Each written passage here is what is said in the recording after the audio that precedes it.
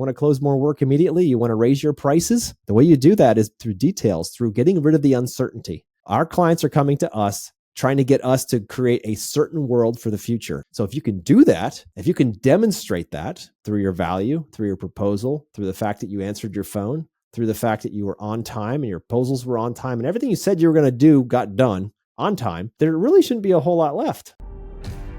Welcome to the Sales Made Simple podcast. This podcast is dedicated to helping overwhelmed outdoor living professionals, landscapers, and hardscapers just like you increase your closing rate to over 75% without doubling your workload so you can build a seven-figure business that doesn't need you. I'm your host, Joshua Gillow. Let's dig in.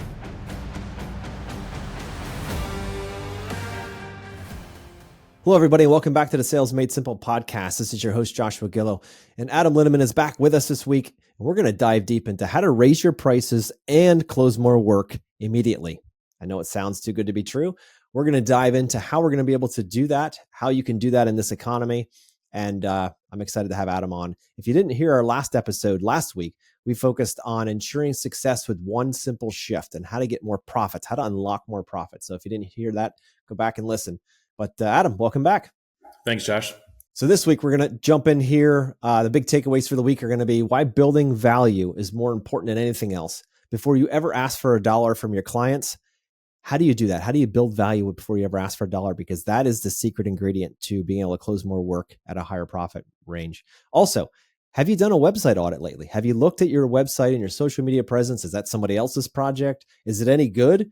Is it showing, I don't know, pieces of plastic in the backyard and hoses laid out and half a fence that's falling down in the back? And that's not the part you did, of course, but does it show that? Or are you taking your time and actually getting great photo assets for that website?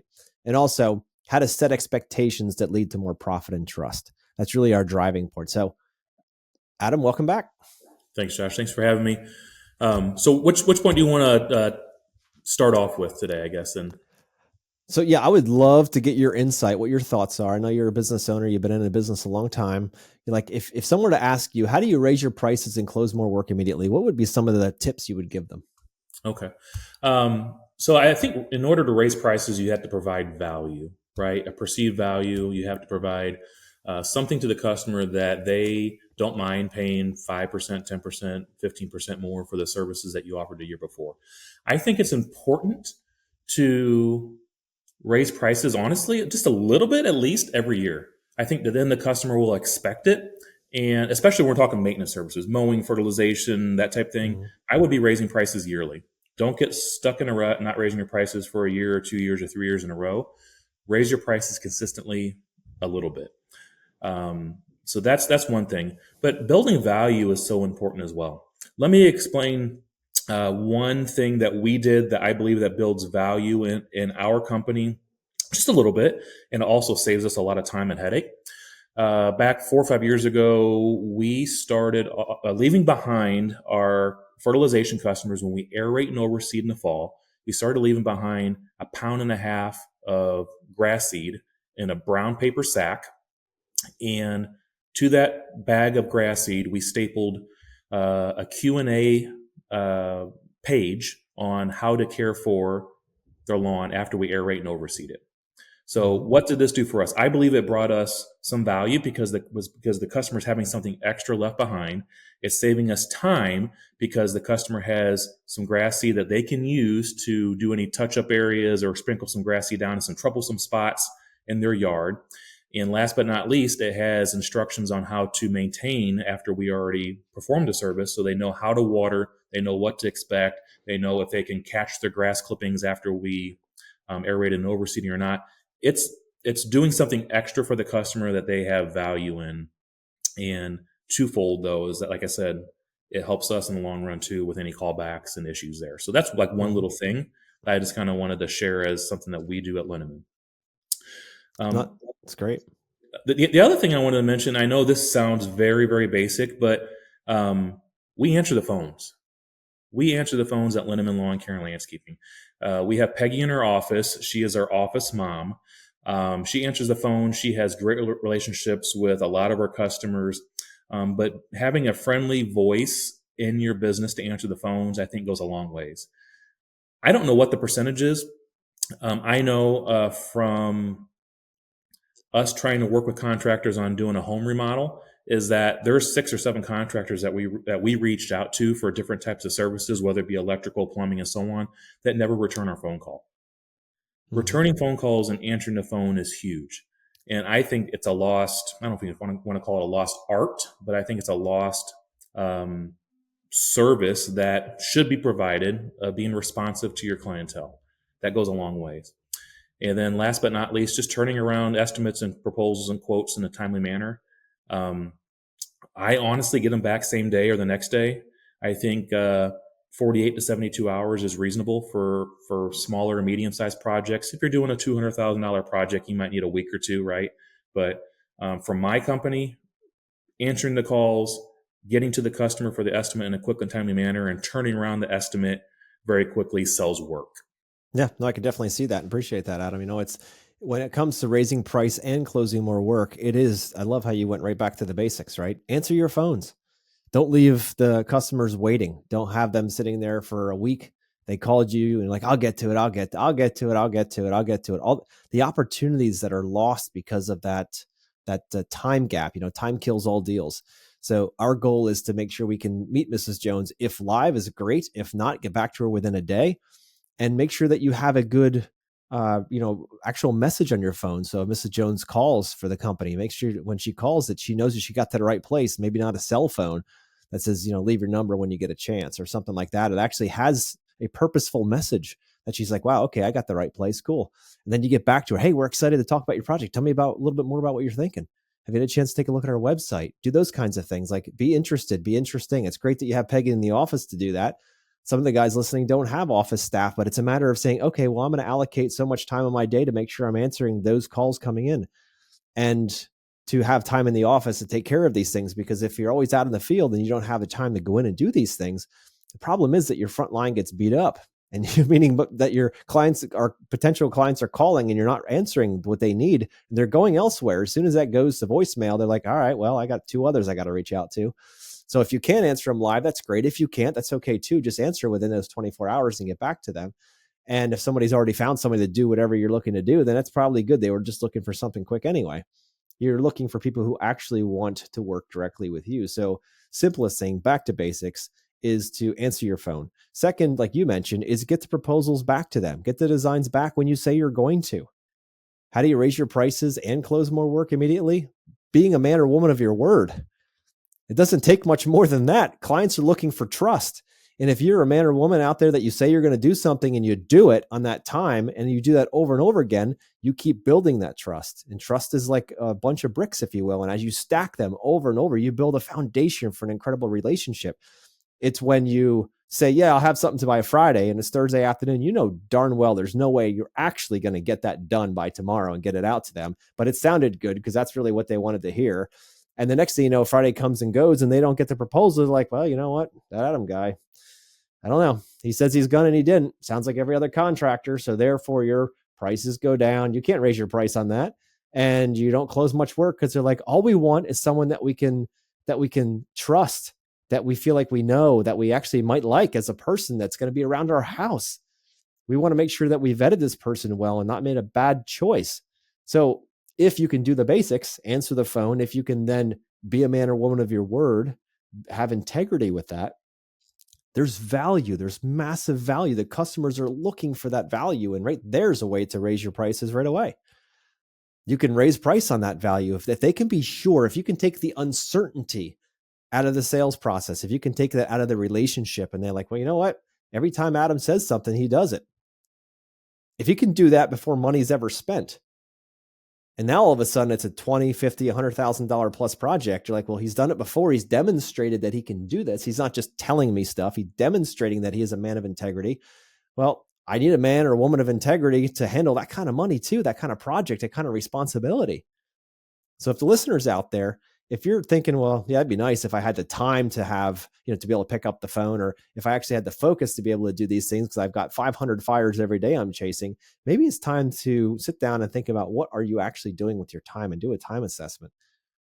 Because there should be, as an owner, there should be nothing more important then the lifeblood of your business, which is the money's coming in the front side and deliverables going out the back. And if you don't have it coming in the front side, you're not going to have anything to do for your crews. So that has to be a number one priority. How are you serving your clients? How are you communicating? Are you a man or woman of integrity? That's the fastest two ways to get that to happen. To change your price, to raise it, is you have to add value, not just say, all right, well, I'm just going to do what I've always done. I'm going to be late on my proposals and I'm just going to add 10% to it. And you wonder why that fails. Sure. Clients aren't dumb. They're sophisticated. They know what they do and don't like. You're already lumped into a group of contractors in their mind. Take them by surprise. Show them what a true quote unquote contract professional, what they're like, what that experience is like, what integrity feels like to your clients.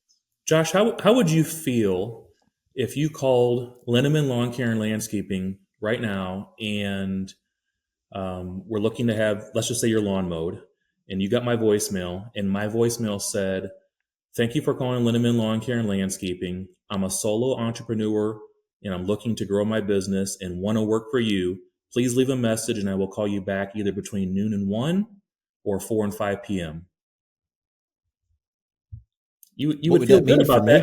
me? Yeah, you'd feel good about that. And if you can actually live up to that and make those phone calls and time block and get that done, you're a man of and or woman of their word, and you're going Yep. to grow your business. You're going to get stuff done. People are going to trust you. Yep. It's not what people say. It's how they make you feel, and it's important if That's you right. make them feel important. Exactly. And to have that integrity and give them expectations, set those expectations and deliver honor above them. And if I love that message, that would be great, because if you're working in the field still and you can't be in the office all the time, which is fine, give your clients some way to take uncertainty out of your relationship. So when they leave a message, the uncertainty to them, they're thinking, great, I hope this guy or this girl calls me back at some point. If you're giving them a window, like you just mentioned, 1 to 2 or 5 to 6, whatever you mentioned, right? Having a time frame like that, all of a sudden like, wow, they actually have their stuff together. I'm excited to see if they'll follow through on this. And when you do, you automatically raise your value. Like, whoa, wait a minute here. He said 1 to 2. It is 2:50 or it's 1:15, and he just called me. This is amazing. Wow. Okay, this guy can be trusted. Cool. Then maybe we'll do business with this guy. All the other guys I left messages for, they never got back to me. They left me uncertain at the end of what the next steps were or what they could expect from me. Because, as I mentioned, we were doing a home remodel. There was an interior designer that said that if you leave a message, I'll make sure to call you back within 24 hours. 6 days later, we finally got a phone call from that Yep. person. Yep. That's And don't make false promises. it's right. But Adam, how did you feel when that happened? Oh, Walk us like through we what it weren't felt important. like to receive We that. weren't important. Yeah. Yeah, exactly. And that's what you don't. That's a stroke of death for your client to feel that they're Right. not important, that they're just a number. And then you wonder why you can't raise your prices and can't close more work, because you're just like the rest of them. It's Right. not hard to stand out in this industry. All you need to do is be a man or woman of your word, set expectations and deliver on them. It is that stupid easy. Right. Love it. It is that easy. So a question for you, Adam. I'd love to know, when do you know when it's time to raise prices, and when you do know, how much do you raise them? Is there like a standard across the entire industry that we should be focusing on, or is it something that is per business?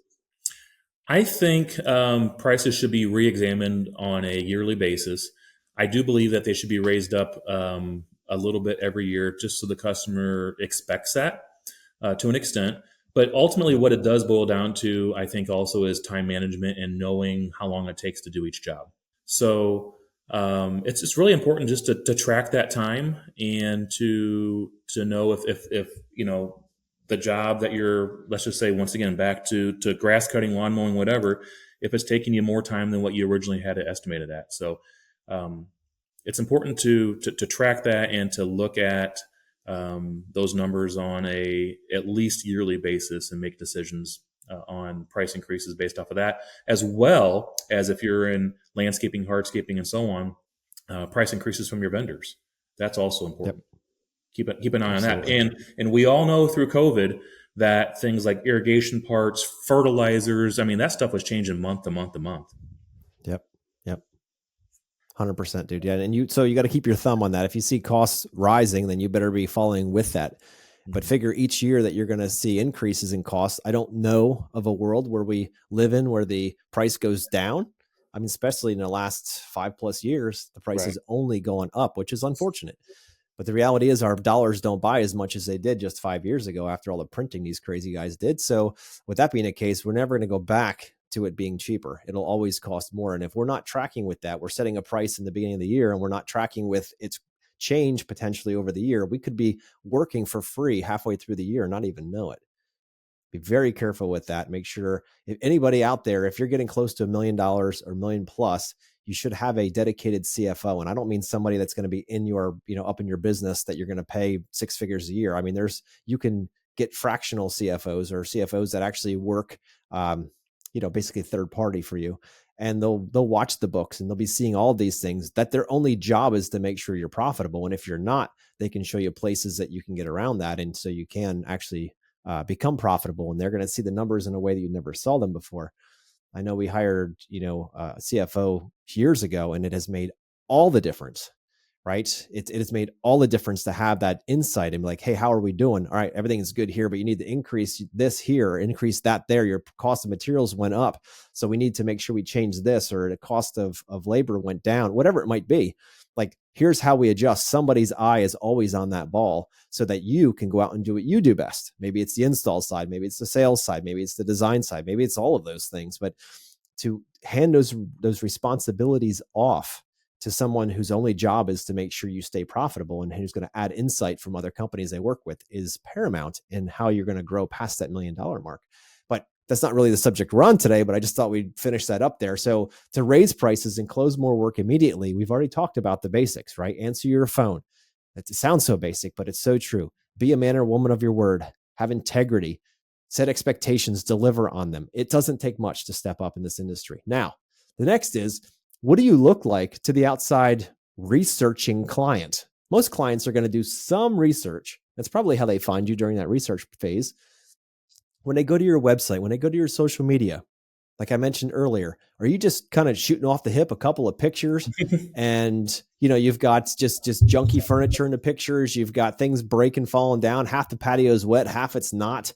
They've got those blow away plastic Sam's Club chairs on the patio. Like, what does it look like? How much time is it in the middle of the day when you've got the sun blaring and then you're trying to put it into Photoshop to make it look even better? It's like, what are you doing? What are you doing? Let's slow this down. It's Sure. important right now to get more now than ever to make sure that the imagery that's representing your company is on point. And if you're doing projects that are $2,000, $3,000, $4,000, you don't have to worry so much about this. But if you want to get into the 6-figure projects, the high fives and 6-figure projects, these details matter. When they go to your website and they see awesome furniture, Pottery Barn furniture in your spaces, they start to see nice designer stuff in those spaces. They start thinking, well, that's really what I want. Every other site I looked at was just full of garden hoses and white blow-away chairs, right? Or they know, guys, listeners out there, they know when you have stock photography. They know they've seen that same exact image on 5 other websites. They know it, right? And I know how it is to start out. And sometimes you got to do those things to start out. But as soon as you can get a professional photographer out and start staging your projects and start showing the world what those projects could be, you're not trying to be in any way manipulative. You're simply trying to say, look how good this could possibly be.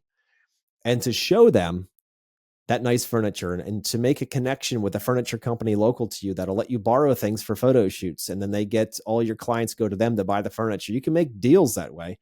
So you can borrow stuff for a day to do a photo shoot, pay a couple $100, couple $1,000 for a photographer to come out and get some good stuff. Because that project, those pictures sell the next project. And if you want good solid leads, you have to have good solid pictures and good solid social media and good solid everything. You can't wing that part and expect a 6-figure project to land in your lap.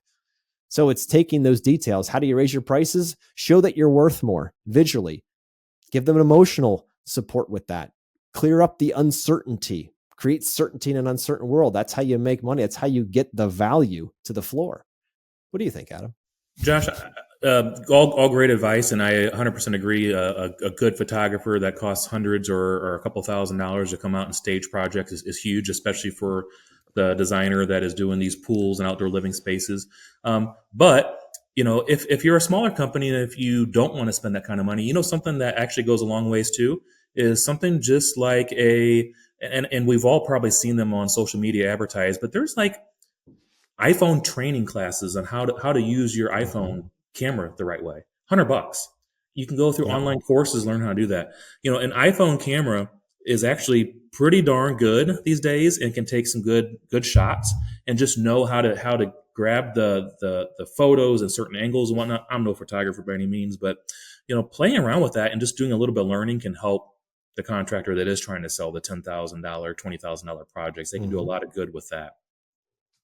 They can. The website is so important, and updating the website.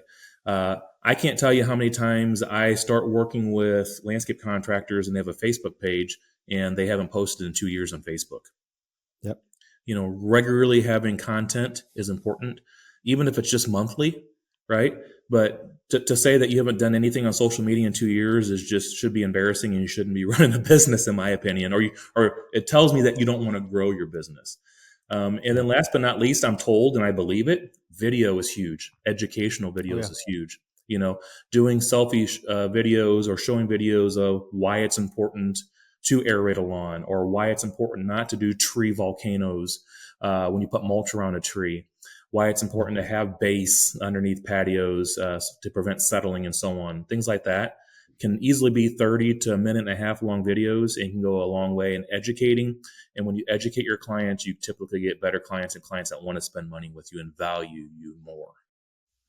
100%, dude. 100%. I can't tell you how many clients come into our design manage practice and say, I've watched all your YouTube stuff and we're ready to go. That's And I'm awesome. like, okay. So it's not a cold lead now. This isn't some Facebook, person that said, yeah, that's eating Cheetos, on the chair saying, oh, I see that. I like that ad. I'm going to hire them. Like that's not what it is. Like they've already done the research. They've gone through this phase of the buying cycle, and they're like, well, all right. They seem like people we could work with. Yeah. I mean, everything they're talking about, I like. So what do you think, listeners, what do you think the probability of them putting you higher on the list of people they want to consider for the project is, when they know they kind of already done some recon on you? They already kind of like what they're seeing. They like what they see on the website. Everything is lining up. You say, hey, we're going to talk Tuesday at 2:00. You show up at Tuesday at 2:00 and have a conversation. Like all this stuff happens. You just keep building that trust, that foundation of trust, brick by brick. And it starts well before they even talk to you. And then it goes directly through into your sales process and exactly how they feel as you move through. Are you listening more? Or are you talking at them the entire time? Which is it? Are you the guy that comes in, or the girl that comes in with a Techo Block catalog and just drops it on the desk and say, pick one? Or are you having a conversation to figure out what is the very best way to solve their problem, not sell them something? That's huge. It is huge. You talk about how to raise prices. That right there is a way to raise prices, is by stopping trying to sell people things and start trying to help them, serve them. You start with that focus with them from that first phone call on, changes the game. Now you become a much more valuable person to them. And therefore you can raise price. But if you're like everybody else, like, what do you want?